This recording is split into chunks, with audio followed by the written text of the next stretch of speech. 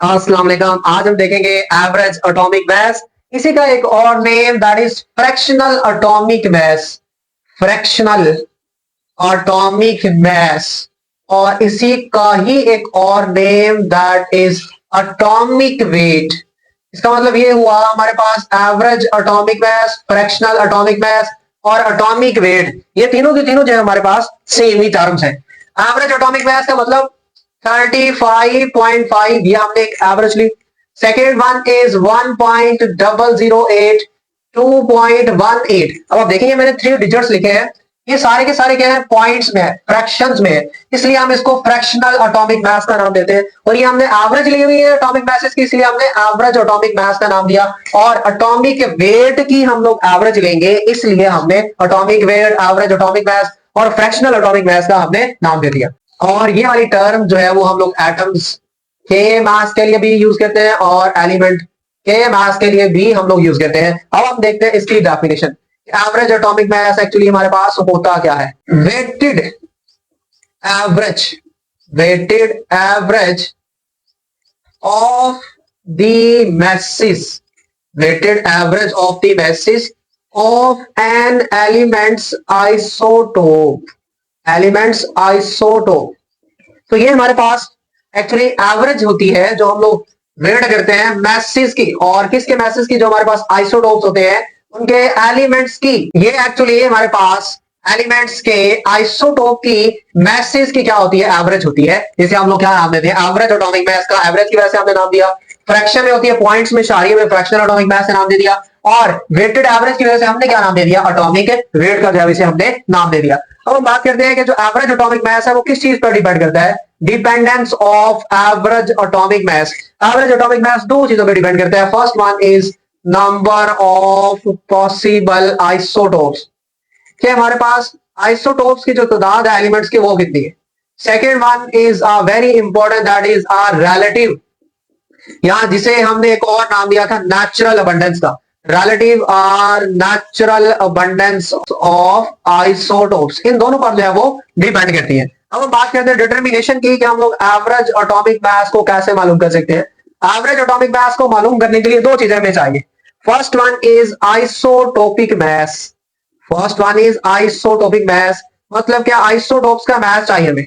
Second one is relative और natural abundance चाहिए।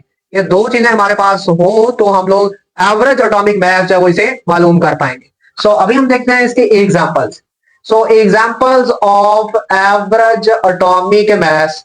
मसलन हमारा जो टारगेट है कि हमने नियॉन का एवरेज एटॉमिक मास निकालना है, तो पहले तो हमें इसके पॉसिबल आइसोटोप्स का पता होना चाहिए। और नियॉन के आइसोटोप्स होते हैं 3। सो इनके एटॉमिक नंबर्स 10, 10 और 10। फिर atomic message that is 20, 21 and 22। तो अब देखिए पहला हमारा टारगेट हुआ पूरा कि हमने क्या मालूम कर लिया? आइसोटोपिक मैसेज को। सेकेंड जो हमें चीज चाहिए दैट इज द रिलेटिव और नेचुरल अबंडेंस। तो इसकी नेचुरल अबंडेंस होती है 19.92%, और इसकी हमारे पास 0.257% ऑलमोस्ट, और इसकी हमारे पास होती है 8.82%।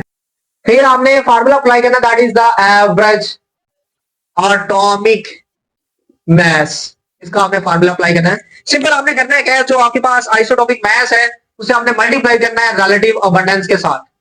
तो ये देखिए आइसोटोपिक मास 20, रिलेटिव अबंडेंस 19.92, फिर आपने प्लस, फिर second one is isotopic mass 21 multiply 0.257, फिर plus isotopic mass 22 multiply relative abundance 8.82, और फिर साथ में क्या? परसेंटेज। परसेंटेज को हमने खत्म किया तो हम लोग डिवाइड करेंगे 100 पे, तो इसलिए हमारे पास जो आंसर आएगा दैट इज 20.18 AMU। और एक बात याद रखें, जब भी आपने average fractional atomic weight right करना है तो यूनिट क्या लिखना है साथ में?